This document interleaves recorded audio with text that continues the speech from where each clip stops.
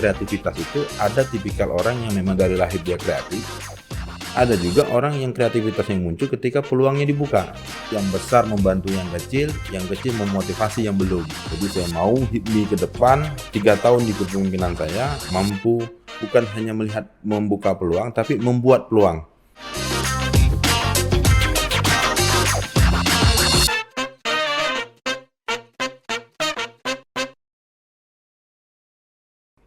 Halo, selamat datang di UCAS. Balik lagi bareng aku Yoli, dan hari ini untuk menemani weekend teman-teman semuanya di rumah, aku sudah mengundang seseorang, dia pengusaha, laki-laki, dan langsung aja ada Bang Syadik.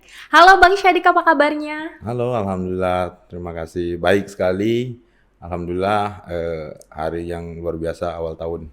Awal tahun semangat luar biasa, baru semangat ya baru, Pak. tentunya ya. Nah, semangat baru. Iya, jadi congrats nih karena baru dapat amanah baru sebagai ketua HIPMI Bintan. Alhamdulillah, ya itulah perjalanan kita kan. Jadi tiba-tiba saya jadi ketua HIPMI. Itu tiba-tiba, Pak. Tiba-tiba, betul. Karena memang banyak calonnya kemarin. Oh, banyak calon. Calonnya Oke. banyak. Jadi ada sekitar 5 orang. Ada 5 orang calon. Calonnya tiba-tiba saya menang. Tiba-tiba saya yang menang, menarik sekali. Tiba-tiba saya menang kan gitu. Jadi aklamasi. Oh, aklamasi. Iya. Jadi, Nah, jadi kan kalau yang kita tahu ini kan adalah ketua HIPMI Bintan. Periode kapan Bang? 2024? periode 2024-2027 akhir. 2027 akhir. Ya, Oh, Desember, berarti HIPMI itu satu periode 3 tahun. 3 tahun, ya betul. Kalau Bang sendiri gabung HIPMI udah berapa tahun? Saya itu di HIPMI tahun 2019. 2019. 2019. 2024 tuh udah jadi ketuanya ya? Karena HIPMI di Bintan itu baru di tahun 2016, Mbak. Jadi memang keberadaan HIPMI di Bintan memang terhitung baru. Seperti itu. Dan dulu ketuanya ada Mas Retno. Mas Retno itu developer dia. Senior kita. Habis itu ada Bang Rahmat. Itu dia juga ada pengusaha dan juga dosen di STIE. Gitu. Habis itu baru Rudi itu kan saya sama Rudi itu sudah lama lah kenal dari SMA kita sudah kenal. Jadi beliau ajak saya. Jadi saya tahu HIPMI itu dari Rudi. Oh, jadi Rudi ini tuh adalah ketua HIPMI periode sebelumnya. Betul, ya? ya periode sebelum saya dan sekarang One Bin saya. Oke. Dewan Pembina saya. Seperti itu. Gimana perasaannya saat ini mendapatkan amanah nih? Jadi selama ini memang HIPMI ini banyak peminatnya. Banyak peminatnya. Gitu. Jadi perasaannya itu senang lah. Seperti itu, senang dan juga ya rasa tanggung jawab itulah yang harus ke depan kita emban. Karena memang HIPMI ini berbeda sama organisasi lain. Kenapa tuh? Apa bedanya? Bedanya itu masuknya bayar, Mbak. Oh, serius? Itu bedanya. Oke. Masuknya bayar dalam artian bayar KTA. Oke. Bayar KTA karena sekarang database HIPMI itu dirapikan, jadi nggak bisa lagi HIPMI-HIPMIan seperti dulu. Memang harus betul-betul mereka yang mau berusaha dan punya usaha, gitu. Oke, Jadi, itu ya. ya betul. Jadi namanya HIPMI Go. Jadi sekarang kalau misalnya mau gabung HIPMI itu dia harus pengusaha. Ya harus pengusaha, punya perusahaan, ada NIB-nya seperti itu, ataupun dia tergabung di perusahaan yang lain bisa. Seperti itu. Oke. Nah, jadi kemarin ceritain dong gimana tuh Bang persaingannya bisa mendapatkan. Aduh, itu ya dinamika di dalam organisasi ya. Dinamika dalam organisasi itu biasa, Mbak. Jadi kawan-kawan ada dari dulu sekretaris kita, Bang Yogi, dia juga mau maju. Terus ada Gary Rivaldi, yang sekarang sekretaris saya, dia juga pengen maju. Terus ada Azwan, dia dari HIPMI Tanjung Pinang, karena pindah ke Bintan, jadi dia daftar ke HIPMI Bintan. Dia daftar di HIPMI Bintan dan mendaftar juga sebagai calon. Terus yang terakhir ada bendahara saya, Bang Wawan. Banyak saingannya ya. Jadi di dalam HIPMI itu makanya kita punya tagline itu bertanding untuk bersanding. Oke. Jadi siapapun yang bertanding, pada akhirnya kita akan bersanding untuk sama-sama membangun HIPMI, Mbak. Seperti itu. Tapi nyangka nggak Bang terpilih? Kalau nak dibilang nyangka, 2 bulan yang lalu belum nyangka. Kenapa? Karena memang banyak saingannya. Nah, ramai kan? Jadi belum nyangka, tapi begitu 1 bulan belakangan baru kita sudah mulai komunikasi. Kita komunikasi ke BPD, kita komunikasi kawan-kawan BPC lain, dan juga sama calon-calon ketua umum yang lain lah, seperti itu. Jadi HIPMI itu adalah himpunan pengusaha muda ya? Ya, Mbak. Betul. Di Bintan khususnya Di Bintan nih. khususnya. Artinya kalau misalnya untuk bergabung tadi disampaikan harus pengusaha, punya usaha, iya dong pasti ya. Banyak peminatnya juga ya Bang berarti untuk gabung ke HIPMI ini ya? Alhamdulillah untuk di periode saya ini banyak yang daftar karena kita sudah open recruitment seperti itu. Jadi yang mau daftar ya silakan bisa hubungi kita seperti itu. Hubungi kita, jadi bisa kita langsung arahkan untuk pendaftaran di HIPMI Go. Bang ceritain dong sebenarnya HIPMI ini apa sih gitu? Mungkin banyak teman-teman yang penasaran nih pastinya. Ya betul. Jadi HIPMI ini bukan hanya sekedar organisasi kita bicara masalah bisnis tidak. Tapi HIPMI ini adalah keluarga, HIPMI ini adalah organisasi kaderisasi yang memang secara fundamental sangat kuat. Secara leadership juga kita sangat kuat. Artinya di HIPMI kita bisa lakukan apapun, tidak terbatas hanya di bidang usaha. Nah, jadi sosialnya pun jalan, seperti itu ya. Untuk di olahraganya pun kita bisa jalan, seperti itu. Artinya banyak sayap-sayap HIPMI ini yang berkembang. Banom-banom yang dibentuk oleh DPP ini berkembang. Ada HIPMI Foundation, itu yang memang untuk menampung kegiatan-kegiatan sosial HIPMI. Ada juga womanpreneur, jadi untuk HIPMI khusus untuk perempuannya. Jadi ada juga HIPMI PT. HIPMI PT ini HIPMI perguruan tinggi. HIPMI perguruan tinggi yang di bawah langsung HIPMI. Kalau kita di Bintan belum ada karena memang sekolah tinggi itu masih terbatas. Ya kemungkinan nanti di periode saya akan bentuk di Staisar. HIPMI PT. Jadi HIPMI ini memang istimewa. Kalau mau tahu lebih dalam, masuk HIPMI tahu lebih dalam. Seperti itu. Tentang HIPMI, bagaimana hari ini kader-kader HIPMI banyak yang sukses di pusat. Seperti kita ada Bang Sandiaga Uno, itu sudah dulu jadi Menteri Pariwisata kan sekarang. Terus ada Bang Bahlil, itu mantan Ketua Umum HIPMI, Bang Erick Thohir. Jadi kader-kader HIPMI hari ini diperhitungkan baik itu di pemerintahan ataupun di dunia usaha. Berapa Bang sekarang anggotanya kalau di Bintan sendiri? Kalau Bintan itu secara kuantitas itu ada 50-an. 50-an? Nah, artinya ada 50 perusahaan. Wow. Nah, seperti itu. Jadi kalau satu perusahaan aja punya 5 karyawan berarti ya segitulah kalau kita kumpul. Jadi ada 50-an anggota yang terhimpun di dalam HIPMI Bintan. Nah artinya ini Bang Syadik juga pengusaha ya? Ya, bisa dibilang begitu. Pasti dong, karena kan tadi kan ada syaratnya untuk bergabung di HIPMI aja. Itu bergabung di 2019. Tapi Bang, kalau Abang sendiri ini bergabung ke HIPMI itu tuh awalnya apa? Mau belajar dengan pengusaha yang sudah senior kah? Apa gimana ini dulu nih? Jadi kalau saya ini sebenarnya senang berorganisasi, Mak. Oh iya? Ya, saya hidup dan besar di organisasi. Jadi dulu itu habis saya sekolah itu saya tergabung di dalam Purna Paskibraka. Nah, dalam Purna Paskibraka saya langsung diberi amanah untuk tahun 2016 itu sebagai sekretaris. Nah, selanjutnya saya di kampus juga waktu itu kita berorganisasi di BEM. Ya, saya juga di pimpinan BEM-nya Presiden Mahasiswa, terus juga dikaderkan lagi di HMI. Nah, jadi kita dikaderkan di HMI, Tanjung Pinang Bintan. Nah, artinya organisasi sudah menjadi bagian dari hidup saya, kan gitu kan. Nah, jadi ketika ada HIPMI, ya saya penasaran seperti apa HIPMI ini. Dan juga saya tidak sembarang masuk ke organisasi. Jadi saya tetap cari profilnya waktu 2017-18 kan saya udah tahu. Jadi ketika pas Rudi teman saya jadi ketua, udah saya ikut masuk dalam pengurus seperti itu. Tapi pada saat sebelum masuk dan pada akhirnya bergabung di HIPMI, sebagai dari sisi pengusahanya nih, apa nih yang menjadi hal yang beda sih setelah bergabung di HIPMI? Yang jelas di HIPMI ini jaringan ya Mbak ya, jaringan kita untuk berusaha itu lebih terbuka luas dibanding kita sendirian di luar. Nah, jadi kita buka usaha sendiri di luar berbeda dengan kita berhimpun di dalam organisasi pengusahanya. Jadi ada banyak inkubasi bisnis, ada peluang-peluang baru yang memang bisa kita kerjasamakan, kita kolaborasikan dengan kawan-kawan. Nah, itulah HIPMI.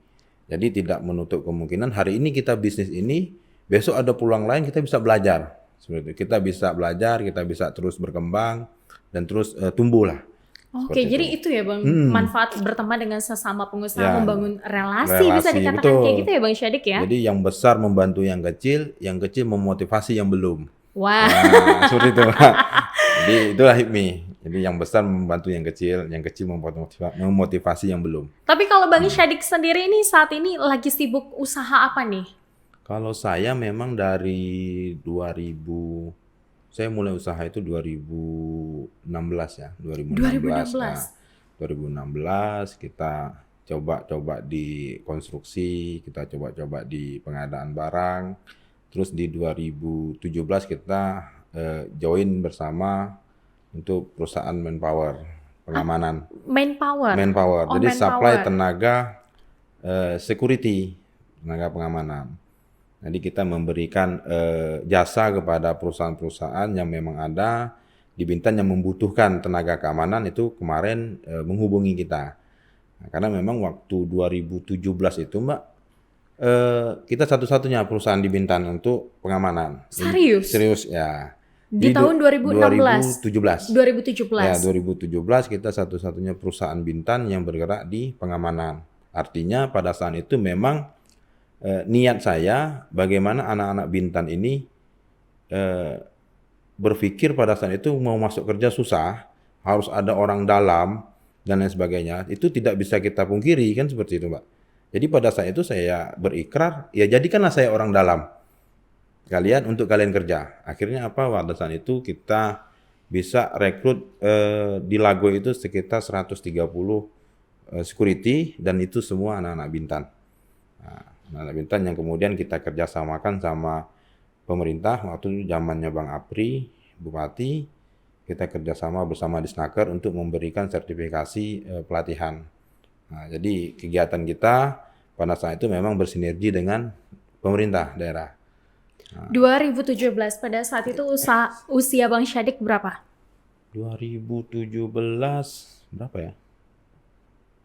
20 Masih 20-an. 23 ya, 23. Wah, 23 masih 24 muda ya. banget. Iya, Nah, sekitar gitu. 23 tahun terus tiba-tiba bisa melihat kondisi situasi yang ada di Bintan di hari itu dengan sulitnya mencari kerja. Apa yang membuat Bang Syadik tuh terinspirasi gitu loh, pengen buka usaha. Sedangkan kayak anak seusia Bang Syadik aja lagi susah nyari kerja. Jadi gini, jadi sebenarnya pergaulan ya, Mbak ya. Pergaulan terus juga mental, terus juga memang jati diri lah. Kita memang pada saat, kalau saya punya prinsip begini, saya dari awal memang punya prinsip tidak suka kerja dalam posisi saya tertekan. Saya tidak suka diperintah seperti itu. Itu prinsip saya. Dan tapi kan dalam hal lain seperti itu kan. Nah, artinya saya harus mencari jalan macam mana saya tidak terus-terusan bekerja monoton pada saat itu. Jadi ya kita lihat peluang, kebetulan ada teman-teman yang pengen kerja. Pada saat itu memang kesulitan masuk ke Lagoy. Jadi saya lihat peluangnya. Nah, terus saya tanya sama teman-teman yang memang bergerak di bidang itu. Di Saya bidang apa pelajari tuh? pengamanan waktu itu kan pengamanan. pengamanan. Security, saya punya teman waktu itu dia Chief Officer di Bintan Offshore. Waktu itu kita ngobrol terkait masalah dunia pengamanan. Karena memang saya belum pernah jadi security untuk terjun ke situ. Jadi saya hanya belajar dari pengalaman orang lain. Jadi itu pengalaman itu selain pengalaman diri yang terbaik itu pengalaman orang lain yang kita ambil. Itu hal yang terbaik juga, Pak. Gitu. Jadi saya belajar dari pengalaman orang lain.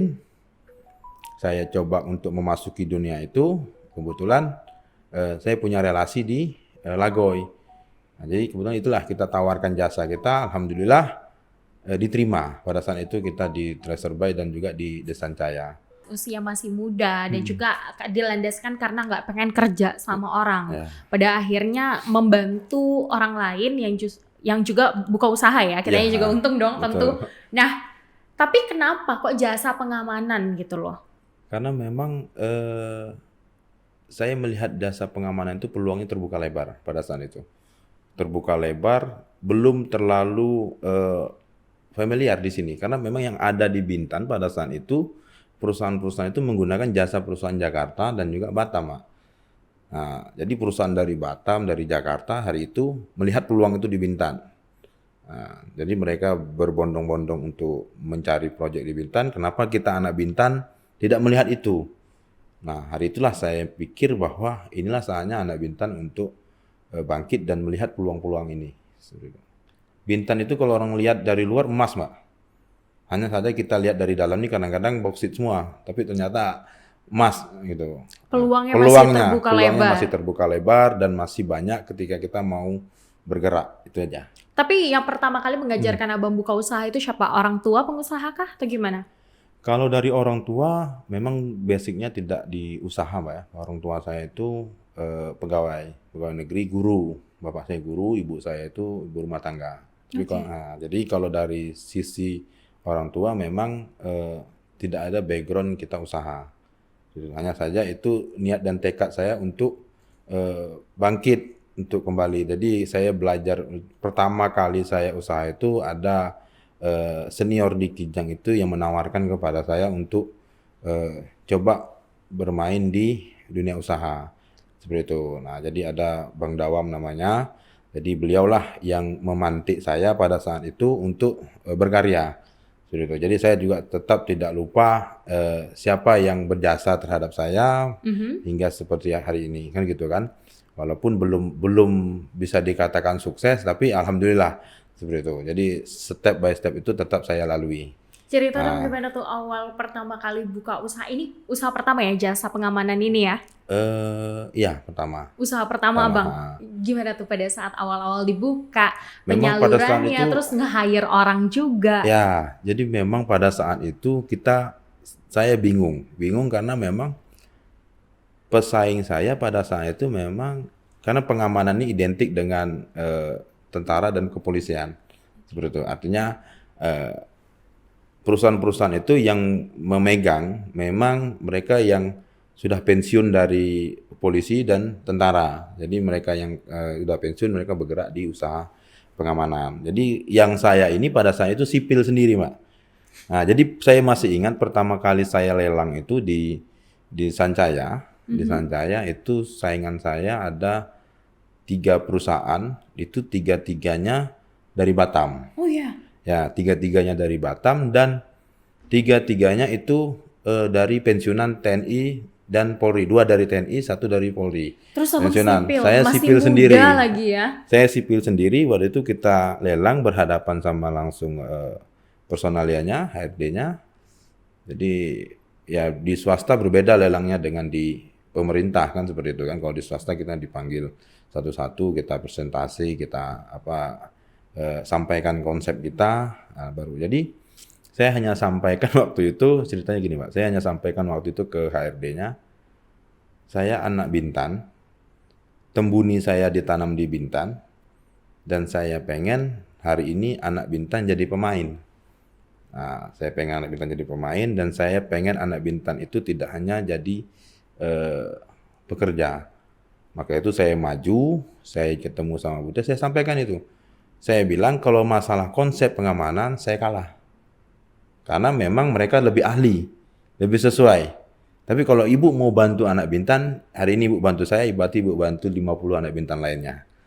Nah, seperti itulah cara saya waktu itu. Akhirnya mungkin saya tidak tahu ibu itu tergugah. Jadi beliau 2 hari setelah saya pertemuan itu beliau langsung telepon saya. Langsung telepon, suruh datang lagi dan buat perjanjian kontrak. Itu kontrak pertama saya di The Sancaya Resort. Pada saat itu masukin berapa pegawai? Di Sancaya itu kalau nggak salah saya pertama itu 38. Wih, langsung banyak ya? 38 orang, Pak. Itulah yang membuat saya dapat langsung bingung pada saat itu. Kenapa bingung ya? Karena orangnya nggak ada. Ya belum cari orang. Serius? Belum cari orang lagi. Kantor pun belum ada. Maksudnya tuh Kan kita harus berkantor di daerah Lagoy kan pada saat itu. Kantornya belum ada, terus operasional kita juga masih menipis kan seperti itu kan. Sementara anggota ini harus kita belikan seragam dan lain sebagainya. Pada saat itulah saya kebingungan. Dapat kontrak bukannya senang, saya bingung pada saat itu. Bingung karena duitnya nggak ada? Karena duitnya belum ada. Oh, serius? Maksudnya macam mana kita mau ngelola ini kan seperti itu kan. Nah, tapi alhamdulillah berkat karena niat kita baik pada saat itu ya bantuan dari kawan-kawan dan sebagainya kita bisa menjalankan. Jadi kita langsung open recruitment, kita tetap pakai karyawan lama yang masih mau bersama kita lanjutkan, yang tidak ya kita persilahkan keluar pada saat itu. Jadi 38 itu alhamdulillahnya sebagiannya bersama kita, sebagiannya keluar. Jadi sebagian lagi baru kita masukkan kawan-kawan lah. Dan saya minta jaminan sama waktu itu. Karena memang syaratnya untuk menjadi security itu pada saat itu harus punya sertifikat Garda Pratama, Mbak. Jadi sementara anak-anak Bintan ini pada saat itu belum punya. Sementara untuk ngambil sertifikat itu kalau nggak salah saya waktu itu harganya 3.500.000 satu orang. Nah, jadi saya minta dispensasi waktu itu ke HRD-nya untuk mereka masuk kerja dulu. 3 bulan saya pelatihankan, saya sertifikasi sampai mereka punya uang untuk disisihkan. Jadi setengahnya dari mereka, setengahnya kami yang tanggung, saya bilang. Nah, jadi sudah itulah kita dapat lagi di Tracer Buy, terus di Lobam, semakin berkembang sampai waktu itu di Jawa Barat, di Cianjur. Nah, sebelum COVID itu, Pak. Itu Jadi, udah sampai nasional saat ini. Bang, tapi kan bisa dikatakan pada saat itu modal menurut Abang pada saat itu udah belum ya? Karena kan tadi sempat bingung tuh katanya tuh. ya belum. Karena Ingat memang nggak modalnya berapa pada saat itu? Terus kalau nggak ada modal, nyari modal dari mana? waktu itu kita punya sekitar 60-an juta aja sekitar itu. Uang 60-an juta itulah modal yang kita putar untuk bantu beli seragam dan lain sebagainya. Nah, jadi itu modal awal yang memang karena memang jasa ini berbeda sama kita usaha lain ya yang memang butuh biaya produksi. Tapi kalau jasa enggak. Kalau jasa itulah enaknya kita di bidang jasa ini ya kita nggak butuh modal besar seperti itu. Asal kita punya kualitas dan juga punya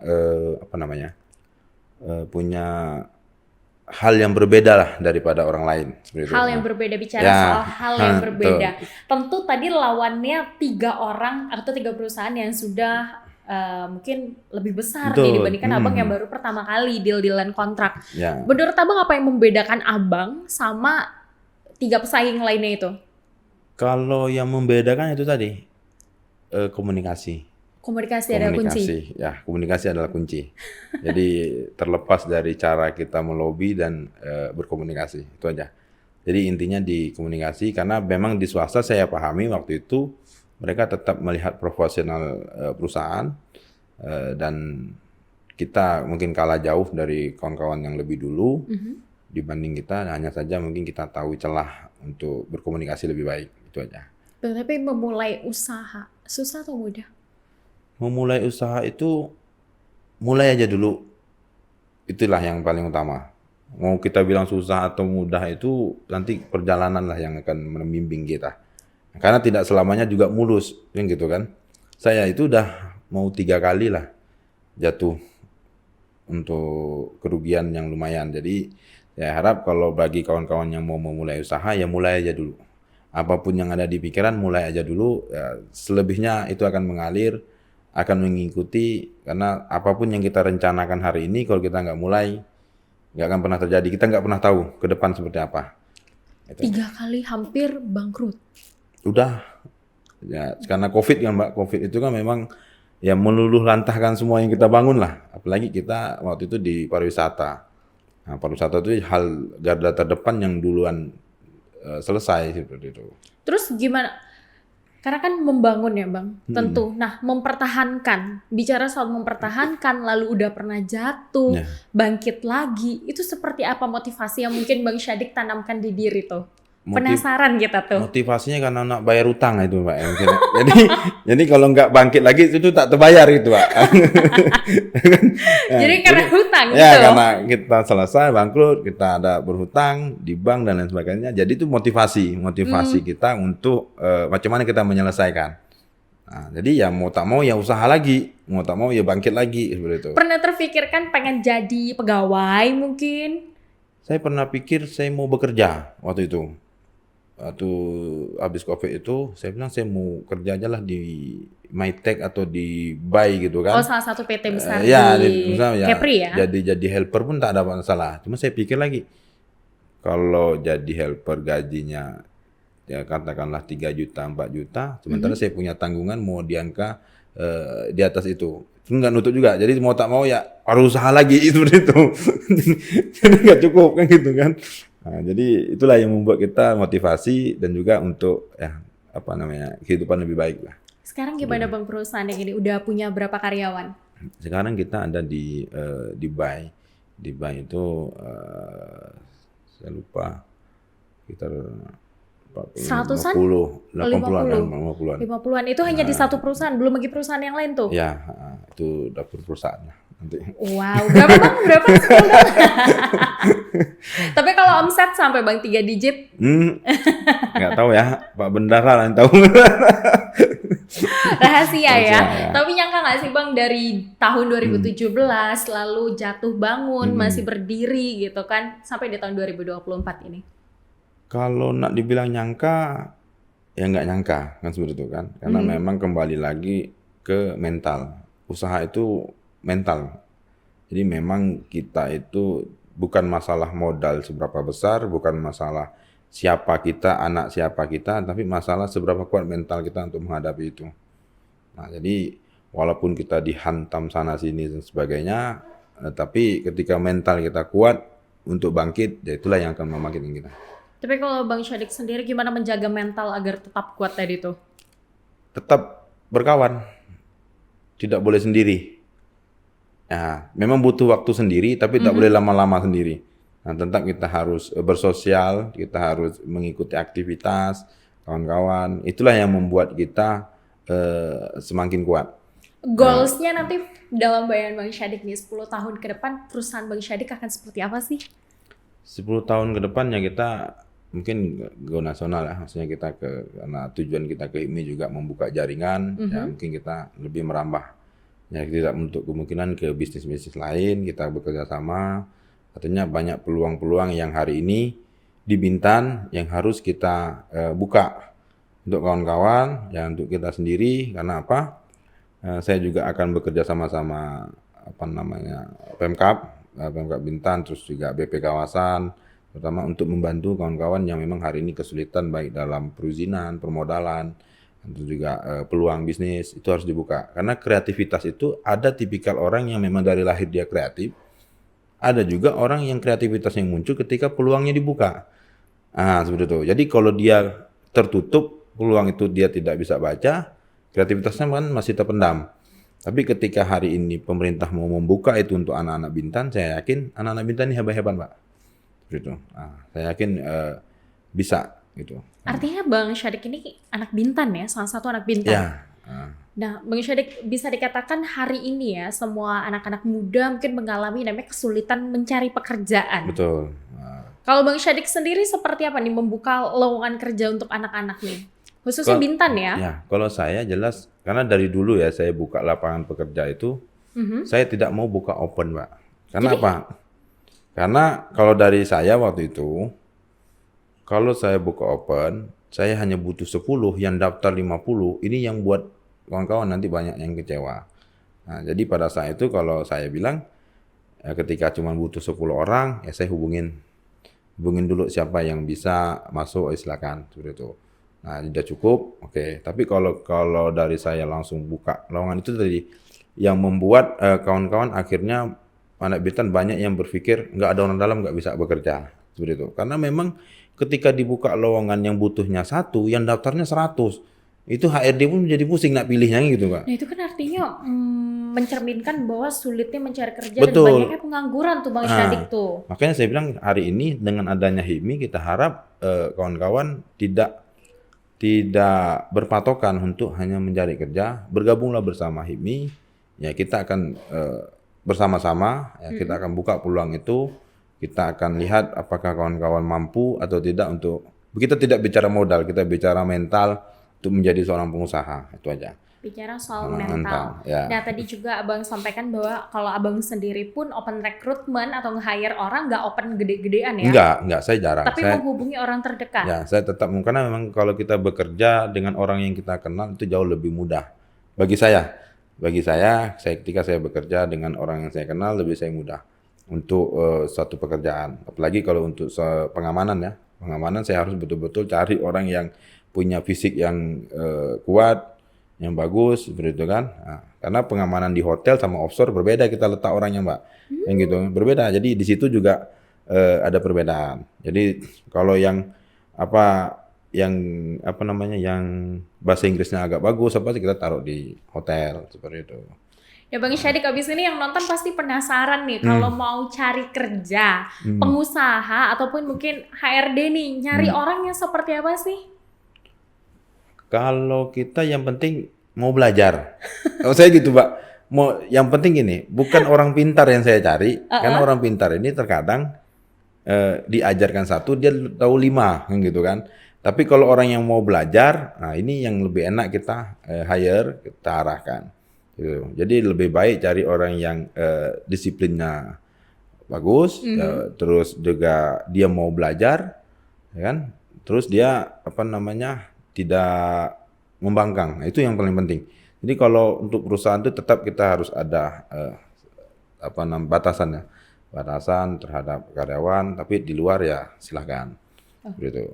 Nah, untuk modernisasi hari ini ya karyawan itu tidak mesti harus tidak mesti harus pintar-pintar, tidak mesti harus pintar betul, tidak. Jadi dia harus pandai-pandai lah, gitu kan.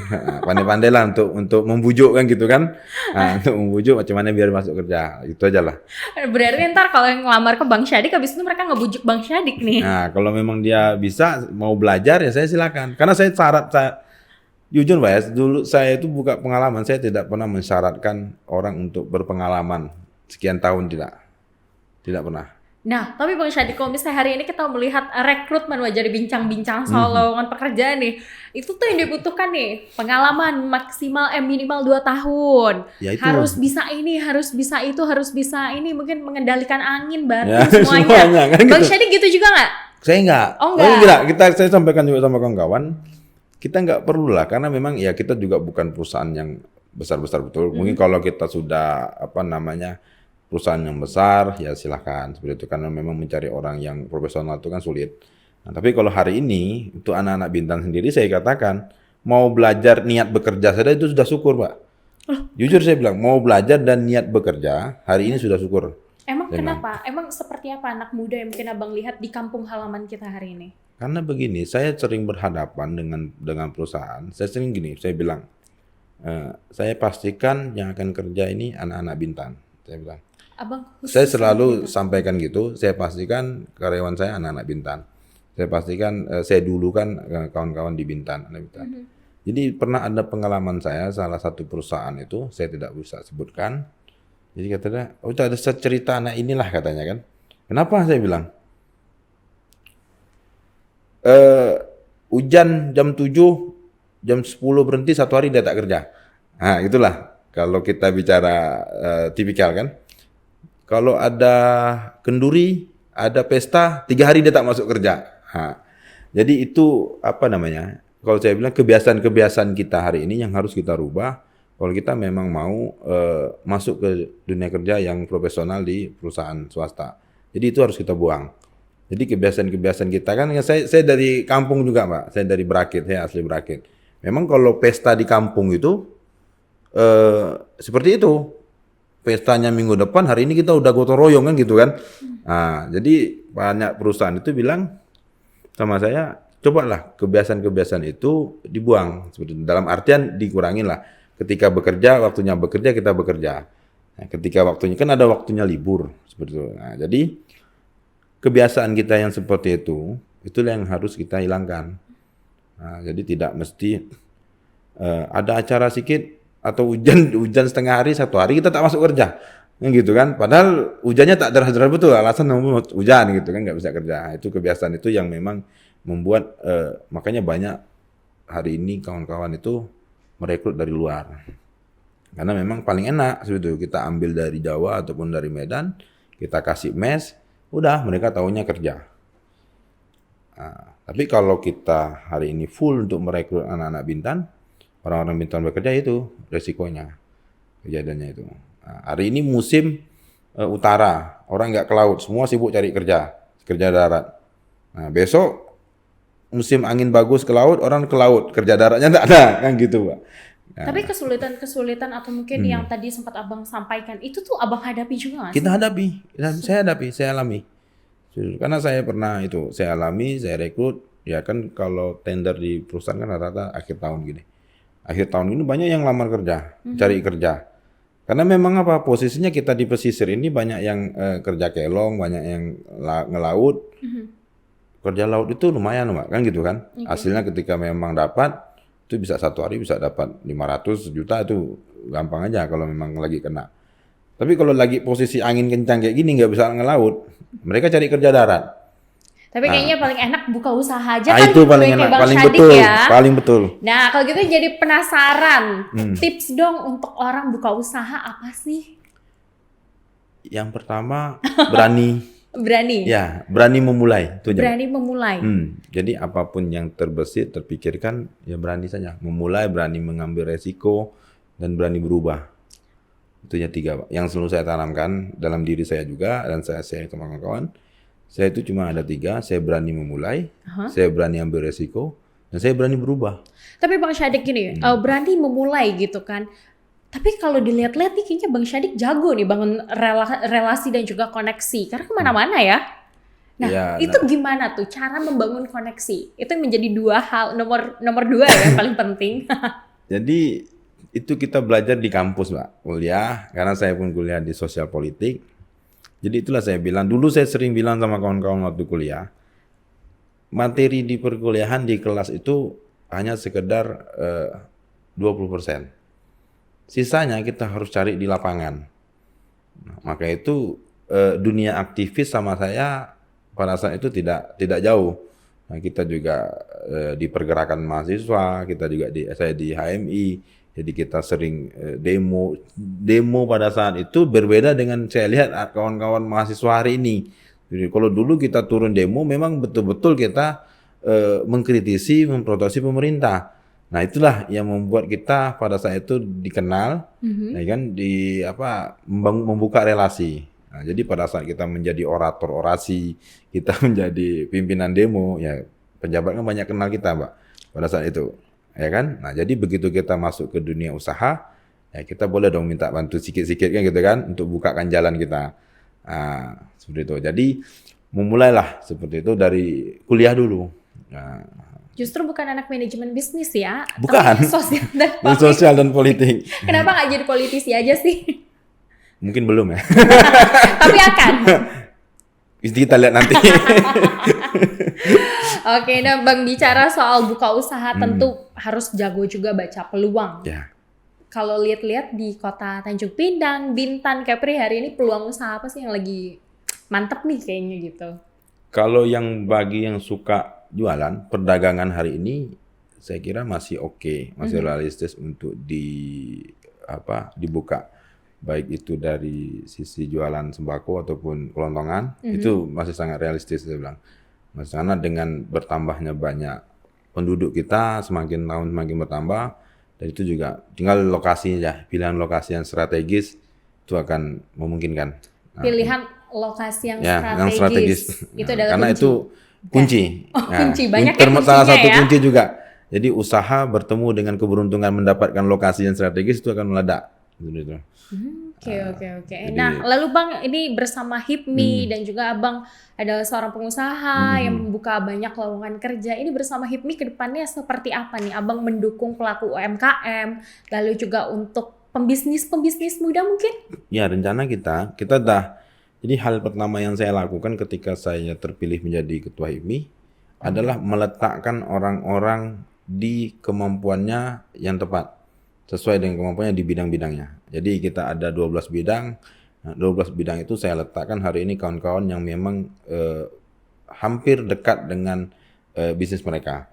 Jadi saya mau HIPMI ke depan 3 tahun di kepemimpinan saya mampu bukan hanya melihat membuka peluang, tapi membuat peluang.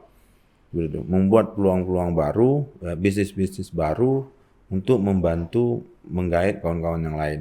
Seperti itu. Artinya ke depan kita akan bersinergi, kita akan berkolaborasi dengan pemerintah daerah ataupun dengan pihak-pihak swasta lainnya, karena memang di Bintan itu ada 3 objek vital, Pak. Apa aja tuh? Ada Lobam, kawasan industri, ada Lagoy, kawasan pariwisata, dan hari ini dalam pengembangan kawasan ekonomi khusus Galang Batang. Jadi 3 objek vital hari ini di Bintan itu memang harus kita manfaatkan sebagai ladang bisnis untuk kita berkolaborasi dan bekerja sama dengan mereka. Jadi investasi yang masuk di Bintan, saya akan sampaikan ke Pak Bupati bahwa harus dan menggandeng perusahaan daerah untuk transformasi teknologi dan juga transformasi pekerjaan seperti itu. Jadi anak-anak HIPMI hari ini yang bergabung bersama kita terhimpun bersemangat.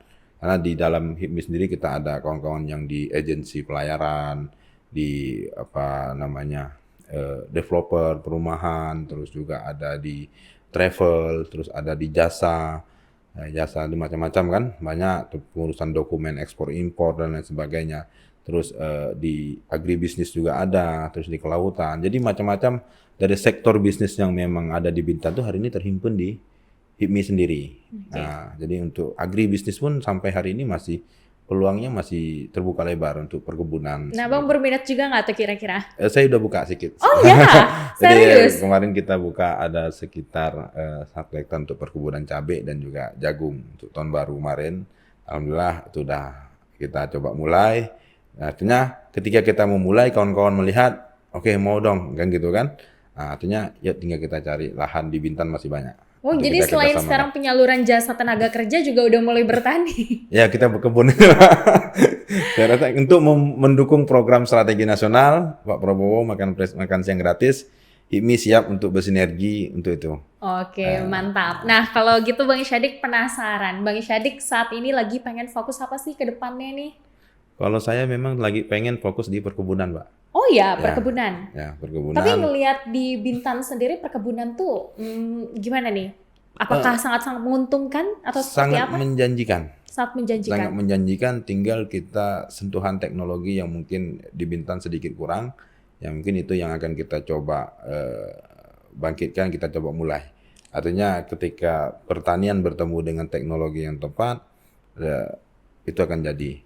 Artinya kalau dulu mungkin petani kita dengan cuaca yang berubah-ubah dan sebagainya itu kesulitan. Hari ini kan banyak, jadi macam mana bibit-bibit yang memang tahan secara iklim yang memang kita hadapi, ya kan. Jadi kalau untuk di Bintan saya kira pertanian itu masih sangat menjanjikan, baik itu dari segi sayuran ataupun jagung, cabai seperti itu kan. Cabai apalagi.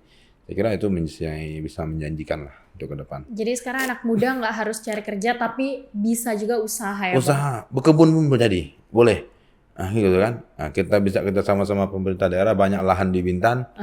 Kasih ke anak-anak muda, jangan malu jadi petani. Tapi petani yang hari ini kita berpikir bagaimana kita membantu pemerintah daerah. Kalau gitu boleh dong Bang nih terakhir kasih motivasi, mungkin apa yang pengen Abang sampaikan kepada anak muda, pemerintah dan juga lainnya mewakili Abang dan juga HIPMI. Jadi untuk kawan-kawan yang memang hari ini kebingungan dalam bagaimana untuk menemukan jati diri, bagaimana untuk menemukan siapa saya ini, ya silakan hubungi HIPMI. Bergabung bersama HIPMI, ya, karena kita akan buka laluan itu. Jangan pernah putus asa. Yang memang dimanapun tempat kita bekerja semua baik itu di pemerintahan ataupun di swasta ataupun mau jadi pengusaha. Bukan berarti jadi pengusaha itu yang paling terbaik, tidak seperti itu. Tapi profesional pun jadi yang terbaik juga. Pegawai negeri pun bisa jadi yang terbaik juga. Artinya dimanapun kita hari ini, ya kita harus bekerja pakai hati dan juga terus berkarya. Seperti itu, menimbulkan kreativitas. Jadi jangan pernah berdiam diri. Jangan pernah berdiam diri ya. Jangan pernah berdiam diri. Harus kreatif tentunya dan juga menemukan jati diri. Jati diri. Ya. Oke Bang Syadik, terima kasih banyak. Tadi Sama-sama. udah ngasih motivasi, cerita-cerita tentang usaha. Semoga perbincangan kita hari ini bermanfaat untuk semua orang yang nonton. Amin. Untuk Bang Syadik juga sehat selalu, sukses Amin, terima selalu, kasih, lancar-lancar Kak dengan Yola. usaha Terima kasih. barunya ya. Terima kasih sama-sama. Thank you Bang Syadik. Ya, sama-sama.